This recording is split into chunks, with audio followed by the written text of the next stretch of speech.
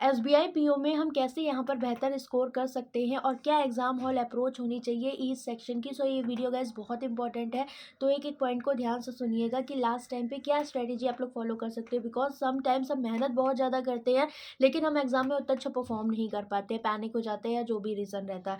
तो सबसे पहले मैं यहाँ पर स्टार्ट करूँगी क्वांट सेक्शन से। ओके, सो क्वांट में देखो क्या रहता है आपका, जैसे आपके पास पूरे 35 क्वेश्चन होते हैं, तो हम जाते हैं क्वांट का पेपर अगर देखा जाए आपके जितने भी एग्जाम होते हैं उनमें थोड़ा लेंदी आता है। ठीक है, पीओ का एग्जाम है तो डेफिनेटली थोड़ा लेंदी पेपर आपको मिल सकता है। आईबीपीएस पीओ के एग्जाम आपने दिए ही थे अभी प्रीलिम्स के।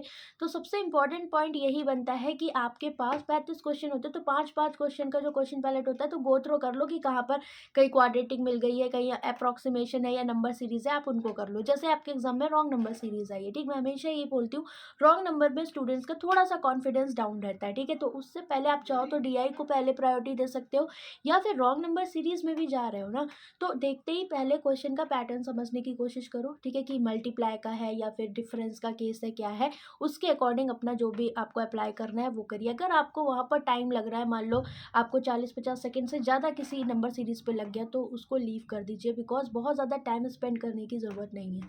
इसके बाद आप जैसे स्पीड मैथ्स का पोर्शन आपका होता है, उसके बाद आप डीआई सेक्शन पे आते हैं। तो मान लो आपके एग्जाम में कितनी, 1 या 2 या 3 जो भी डीआई आपके एग्जाम में आते हैं, क्योंकि हर बार पैटर्न चेंज रहता है हर शिफ्ट में, तो उसमें आपको वो चूज़ करनी है जो थोड़ा सा लेंदी कम हो। ठीक है, जिसमें आपको कम कैलकुलेशन और टाइमिंग कम लगे, पहले आप उसे करिए।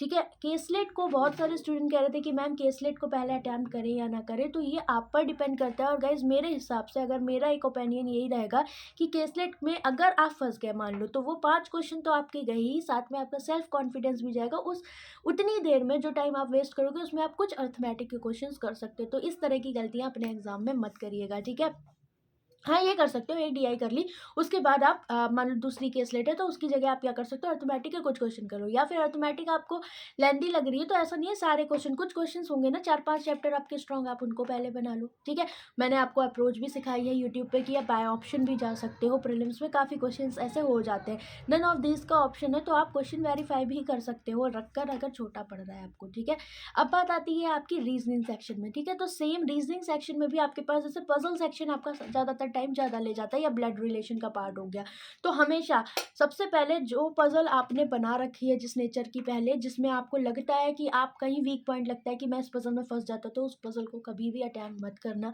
उसकी जगह आप दूसरी पजल या मिसलेनियस को पहले फोकस करोगे। ठीक है, अब ये बात आती है कि पहले मिसलेनियस करें या पहले पजल करें, तो आप एक काम ये करिए कि पहले आप मिसलेनियस पार्ट से स्टार्ट करिए। बिकॉज अगर आप पजल में स्टार्टिंग में फंस गए तो आपको बहुत सारा टाइम वेस्ट हो जाएगा। ठीक है, तो मिसलेनियस पार्ट पे करिए, एक एक नंबर वाले क्वेश्चन है जो 3-3 मार्क्स के होते हैं आपके, जैसे डायरेक्शन डिस्टेंस हो गया, इनइक्वालिटी हो गई, सलॉक्स हो गए, क्वेश्चंस को आप पहले कर लीजिए। ठीक है, फिर आप वो पजल्स चूज करो जो पजल में आपको कॉन्फिडेंस फील होता है। देन आफ्टर दैट आप जो भी चूज करना चाहो। ब्लड रिलेशन के क्वेश्चन में अक्सर स्टूडेंट पीओ के एग्जाम में फंस जाते हैं, तो थोड़ा सा इन लॉज वाला जो कॉन्सेप्ट होता है उसको थोड़ा क्लियर रखिए। ठीक है, अगर आपको कॉन्फिडेंस कहीं भी डाउन लगता है देन आप उससे पहले बाकी की चीज़ों को अटेम्प्ट करिएगा। ठीक, अब बात आती है कि आपके इंग्लिश सेक्शन को लेकर, जिसमें सबसे ज़्यादा एक्यूरेसी बिगड़ती है और जिनकी इंग्लिश वीक होती है वो क्या करें। ठीक, तो सबसे पहली बात, आपने जितने भी मॉक अभी तक दिए हैं ना उनकी अच्छे से एक बार रिवाइज करिए, एनालिसिस करिए। बिकॉज लास्ट डेज पे कुछ नया पढ़ने की ज़रूरत नहीं है।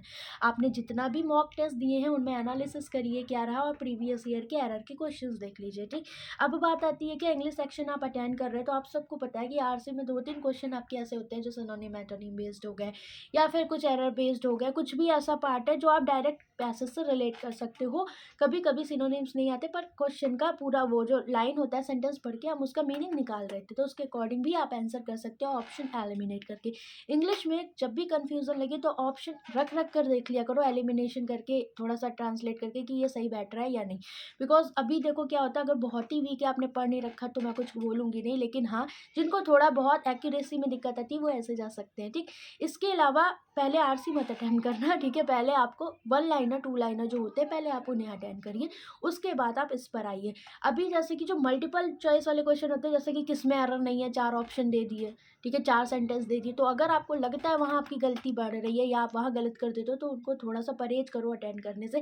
पैरा जंबल में पहला लास्ट निकाल लो, हमेशा सेंटेंस कनेक्ट करके देखा करो कि इसके बाद क्या हो सकता है, कहानी कनेक्ट करके देखा करो, 2-2 सेंटेंस के पेयर बना के, तो वो जल्दी आपका हो जाता है। ठीक है, तो ये छोटे छोटे पॉइंट्स हैं जो आपको ध्यान रखना है।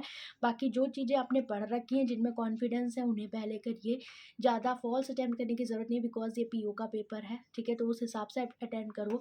बाकी नहीं पता, पेपर बहुत मतलब ऐसा हो कि 70-75 कोई करके आ रहा है। हो सकता है किसी से पेपर का लेवल ऐसा हो जाए कि 55 से 60 भी अटेम्प्ट करना मुश्किल हो जाता है। तो वो आप अपने सिचुएशन के अकॉर्डिंग जाओगे, शिफ्ट के अकॉर्डिंग जाओगे, ना कि प्रीवियस कट ऑफ क्या रही थी उसके अकॉर्डिंग जाओगे, ठीक है? तो अपना बेस्ट करना है, एक्यूरेसी भी मेंटेन करनी है, हमें स्पीड भी मेंटेन करनी है प्री के एग्जाम में। तो ये सारे पॉइंट्स आपको ध्यान रखने हैं। इसके अलावा आपको कोई डाउट हो देन यू कैन आस्क। और आपके लिए SBI PO mains, SBI clerk mains का PDF बंडल लॉन्च हुआ है, उसके साथ मॉक टेस्ट भी है। तो अगर आपको मेंस की प्रिपरेशन में कोई प्रॉब्लम है, आप गाइडली से कनेक्ट हो सकते हो, लिंक कॉमेंट सेक्शन में दे दूंगी। इसके अलावा रुद्रा द रोर मेंस के लिए आपकी यूट्यूब पर 9 बजे क्लासेस चल रही हैं। क्वांट की, SBI clerk mains, SBI PO mains, बिल्कुल वेरिएबल बेस्ड जैसे क्वेश्चंस आप लोग चाहते हो, बिल्कुल करंट ट्रेंड पे मैं करवा रही हूँ, तो कनेक्ट होना मत भूलो, ठीक है? तो चलो बाय, टेक केयर। कब कब एग्जाम है कमेंट करके बताना। कोई डाउट हो, कोई क्वेश्चन पूछना हो, then you can ask in the comment section, और you can connect with me on my Telegram channel Banking Smartly. Bye, take care.